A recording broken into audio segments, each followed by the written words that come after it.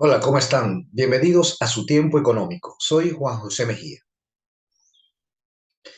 En el Reino Unido se realizan las exequias de la reina Isabel II, la monarca que gobernó durante 70 años.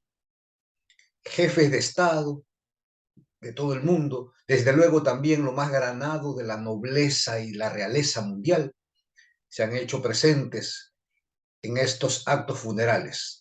Y en las calles, decenas de miles de ingleses hacen larguísimas colas para poder darle el último adiós a su amada reina. Es evidente que en Reino Unido, en algunas potencias europeas, en otros lados, se tienen muy alta estima a los regímenes monárquicos. Seguramente ellos catalogan como parte de sus tradiciones, es un simbolismo del poderío que tuvieron en épocas anteriores. Pero en una buena parte del mundo, en algunas regiones como Latinoamérica, en los pueblos africanos, los pueblos asiáticos, no se tiene mucha simpatía por las monarquías. Se las denuncia, se las rechaza. Y es porque seguramente vinculan su subdesarrollo, el subdesarrollo en que están actualmente esos pueblos, con los largos siglos en que estuvieron sometidos a la expoliación de los imperios monárquicos. ¿Por qué se quiere tanto a las monarquías? Bueno, los principios, las actitudes que tenemos frente a diversos temas siempre dependen de la formación cultural que hemos recibido desde nuestro nacimiento, sobre las religiones, sobre la política, sobre el arte. La gente tiene formas de pensar que están relacionados con el medio en el que se desenvolvieron. Pero desde luego siempre también hay contradicciones, hay puntos de vista muy disímiles, por ejemplo, sobre la religión, sobre la cultura. Siempre escuchamos los debates intelectuales y a veces no tan intelectuales.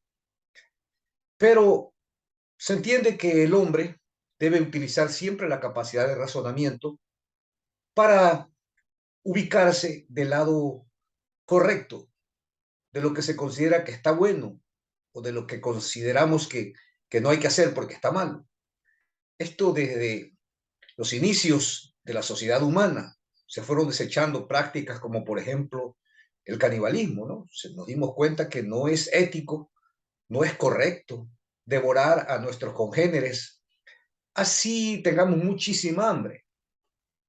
A medida que la historia ha ido avanzando, se han ganado conquistas, se fueron desechando prácticas como el matar impunemente, el robar es malo, así lo consideramos. En la época del renacentismo, por ejemplo, se fueron desplazando los fanatismos religiosos, se fueron incorporando derechos humanos, el derecho a opinar, el derecho a tener una vida digna.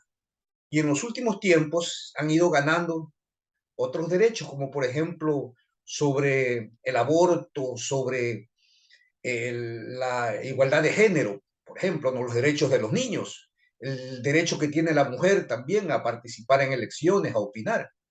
Entonces, todas estas cosas se van consiguiendo poco a poco por esa capacidad de discernimiento que tenemos los seres humanos. Pero hay ciertas cosas que se nos están quedando y que algún día tendrán que cambiar. Por ejemplo, para nuestro criterio, las monarquías son sistemas anacrónicos que ya no sirven para nada, que no tienen razón de ser, que más bien son perjudiciales. Si nosotros revisamos, por ejemplo, lo que ha sido la monarquía inglesa, la historia de los reinados de Inglaterra han sido la historia del saqueo a las numerosísimas colonias que han tenido en todo el mundo, de las que se han apropiado a la fuerza. Cuantiosos tesoros, joyas de incalculable valor fueron arrancados de sus sitios de origen y trasladados a las grandes metrópolis. Asimismo, millones de seres humanos fueron esclavizados, fueron trasladados a los sitios donde se comercia con ellos, en las sedes esclavistas. Esto es lo que ha representado las monarquías y en ello es que las potencias monárquicas han basado su gran poder económico. No nos quepa la menor duda de ello. La riqueza de esas potencias frente a la pobreza de una gran cantidad de naciones, por el otro lado. En cuanto a la familia real inglesa, por ejemplo, la reina a la que ahora se despide, que algunos líderes se compiten entre ellos para ver quién da el pánico más bonito. Por ejemplo, el presidente de Estados Unidos, Biden, dijo que el mundo ha cambiado para bien con la reina Isabel. Pero ¿quién ha sido en realidad la reina Isabel? ¿Qué es lo que ha significado su reinado? Bueno, sabemos perfectamente que por lo pronto la agresión contra sus colonias, las barbaridades que se han cometido, como por ejemplo la masacre en Mau Mau o la guerra de Biafra, tuvieron la venia de la reina Isabel. Esa familia ha estado también involucrada en escándalos, en medio del boato. Ellos se han servido de la corona en su propio beneficio, como por ejemplo en el caso de Carlos, el que ya pasa actualmente a ser el rey de Gran Bretaña o el rey de Inglaterra. Él, en su principado, largo principado, no hizo nada por su país. Se dedicó fue a amasar una inmensa fortuna, utilizando desde luego las prebendas, las dispensas que le da el hecho de ser miembro de la monarquía. Por ejemplo, libre de impuestos para todos los negocios que realizaba. Podía trasladar sus fortunas utilizando los aviones reales hacia paraísos fiscales. El otro príncipe, Andrés, aquel que fue declarado héroe en la guerra de las Malvinas, ¿se recuerdan? El tema de las Malvinas, cuántos latinoamericanos, cuántos argentinos murieron allí. Bueno, este señor, este príncipe, está involucrado actualmente, es un escándalo, su participación en una red de prostitución infantil, la red Epstein, por el famoso cineasta. Entonces, esta es la familia real, los que heredan todas esas joyas, todos esos tesoros, los que han vivido como parásitos durante tanto tiempo a costa de los ciudadanos ingleses. Pero váyase usted a esas colas donde los monárquicos han hecho 10, 15 horas esperando para poder darle el último adiós a su adorada reina. Dígaselos pues para ver qué contestación tiene. Pero no solamente es la monarquía inglesa, también hemos tenido otras monarquías, por ejemplo la española, que también son ejemplo de desvergüenza. Los negociados de la reina infanta, los esposos, y del mismo Juan Carlos, que tuvo que abdicar en el 2015 porque fue descubierto en una cantidad de hechos deshonestos, de negociaciones, utilización de la influencia de la monarquía para asignar contratos indebidos a sus amigotes a nivel mundial.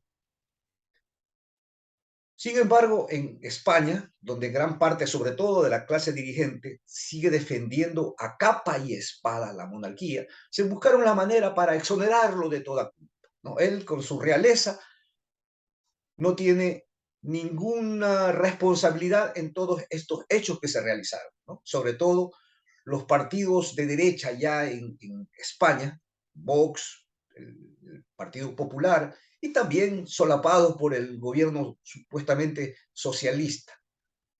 Entonces, ahora el rey ya tiene puerta abierta para regresar a España, donde salió exiliado por la vergüenza en que había hecho caer a su país. Puede regresar tranquilamente a ese pueblo al que él humilló con su real desvergüenza. Hay otras monarquías que son incluso peores, ¿no? Una que está un poco más allá, en la zona de Medio Oriente, la de Arabia Saudí. Su rey Salman, conocido por mandar a descuartizar vivos a sus enemigos políticos. Y ninguno de esos jefes de Estado, ninguno de esos reyes que se precian de estar en contra de estas prácticas primitivas, ha dicho nada, ¿no? Hay otros que todavía queda un poquito más allá, el rey de Tagline. Tenemos muchos ejemplos, ¿no? Pero nos referimos a algunos cuantos que nos vienen a la cabeza en este momento. El rey de Tailandia, en el 2020, eso fue conocido a nivel mundial, que en plena pandemia, cuando sus súbditos eran diezmados por la pandemia, por el COVID, él, sin ningún empacho, se trasladó a los Alpes, donde alquiló el hotel más lujoso y celebró su cumpleaños junto con sus guardias reales, sus 30 concubinas y, ¿por qué no?, con su querido perro Caniche, al que, a propósito, hay que mencionar que recién lo había nombrado comandante general de las Fuerzas Armadas, al estilo de lo que hizo Calígula con su caballo al que nombró senador.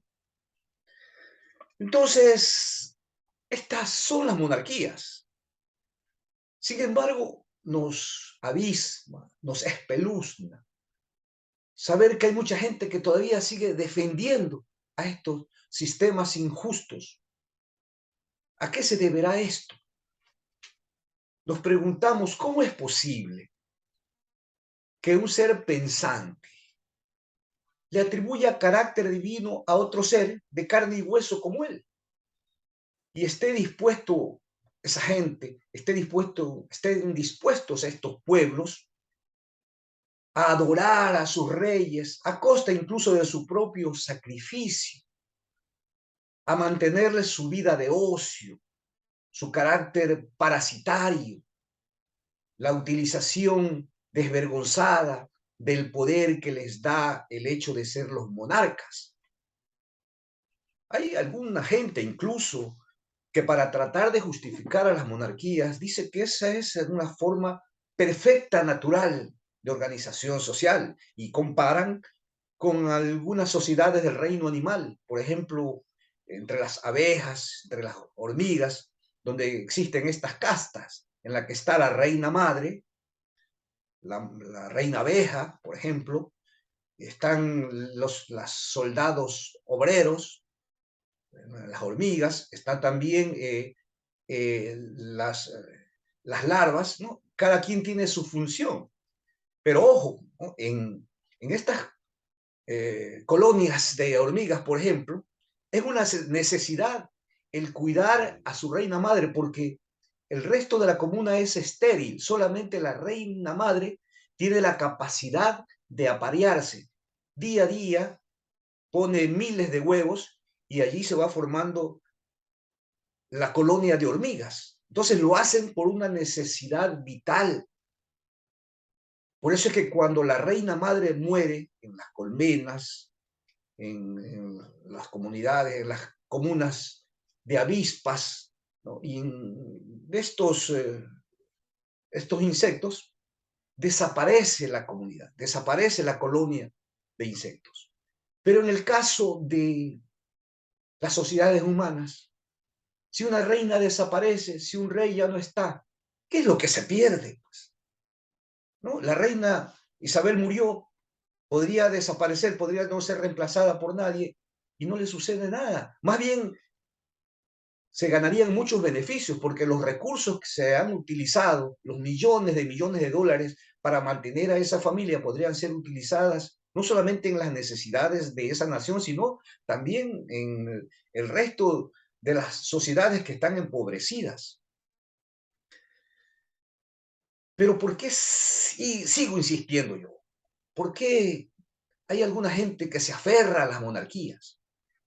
Entonces yo, devanándome un poco los sesos, digo, ¿será que en alguna parte de la evolución del Homo sapiens, ¿no?, su dependencia de los líderes de la tribu, de los más fuertes, su sometimiento, fue haciendo que dentro de nuestro cerebro se formaran, mutaran ciertos cromosomas que nos redujeron a estos caracteres de servilismo, de cipallismo? Pero definitivamente las monarquías algún día tendrán que desaparecer y hay que seguir insistiendo y poner estos ejemplos que que nos está dando estos himenópteros como las hormigas y las abejas, ¿no?, que ellos tienen su reina pero por necesidad vital, por instinto de supervivencia. Los seres humanos tenemos nuestras reinas por instinto de estupidez. Muchas gracias.